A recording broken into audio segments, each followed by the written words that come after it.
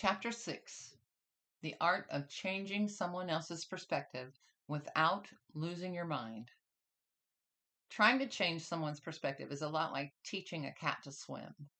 It's technically possible, but it's going to be a frustrating, messy process. People cling to their perspectives for dear life, and for good reason. Their entire sense of identity is built on them. So when you challenge someone's perspective, it's not just a disagreement. It can feel like an attack on who they are. If you've ever tried to convince someone that pineapple does belong on pizza, that their political views might not be 100% airtight, or that maybe, just maybe, the earth isn't flat, then you already know how stubborn people can be. So how do you get through to someone without triggering their defenses and turning the whole thing into a screaming match? Step 1. Understand why people cling to their perspectives. Before you even think about changing someone's mind, you need to understand why they hold their perspective in the first place. Most people don't base their beliefs on logic alone. Instead, their perspectives are shaped by personal experience. If someone's only ever known struggle, optimism might feel delusional to them. Upbringing and culture. Perspectives are often inherited. If they've believed something since childhood, it feels like fact. Emotional investment. People get attached to their viewpoints. Admitting they're wrong feels like losing a piece of themselves. Tribal identity. Some perspectives are tied to group loyalty. Changing their mind could mean alienating them from their social circle. When you understand why someone holds their perspective, you can approach the conversation with empathy instead of just trying to bulldoze over them. Step 2. Approach like a human, not a preacher. Nobody likes being lectured. If you come in guns blazing with facts, stats, and a PowerPoint presentation on why they're wrong, their brain is going to slam the mental door shut.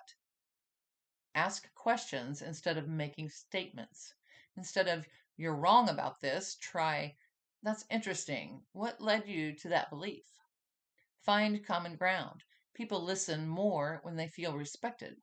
Acknowledge any valid points they have. Use stories instead of stats. People connect with emotions, not numbers.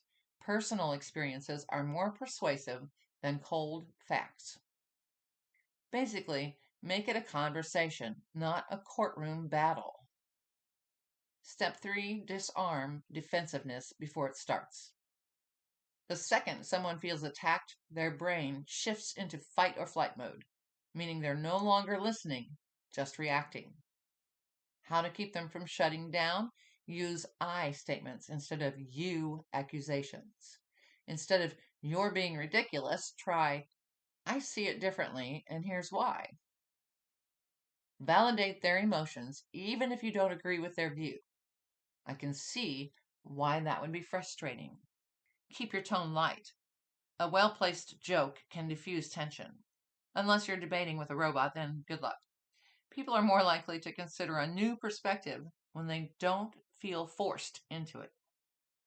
Step 4. Plant the seed and walk away.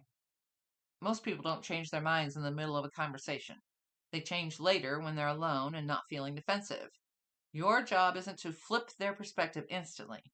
It's to plant a seed of doubt about their old belief and let time do the rest. Sometimes the best thing you can do is say your piece, drop the mic, and walk away. The bottom line, you can't change everyone, and that's okay. Some perspectives will shift, others won't, and some people are so committed to their views that arguing with them is like trying to teach algebra to a brick wall. At the end of the day, your energy is valuable. Use it wisely. Change happens, but it happens on its own timeline. And the best way to influence others, live your perspective so well that they start questioning their own.